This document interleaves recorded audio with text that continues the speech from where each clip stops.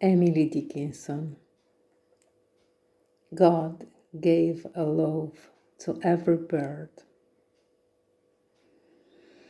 God gave a loaf to every bird, but just a crumb to me. I dare not eat it, though I starve.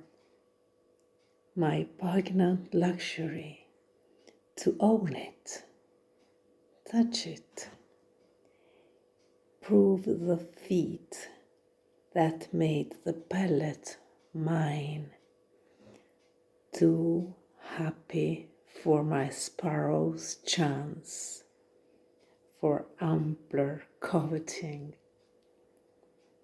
It might be for mine all around. I could not miss an air. Such plenty smiles upon my board.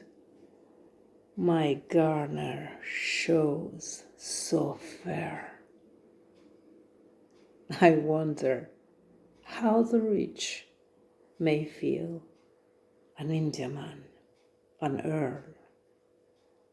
I deem that I, with but a crumb,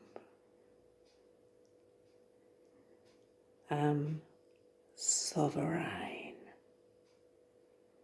of them all.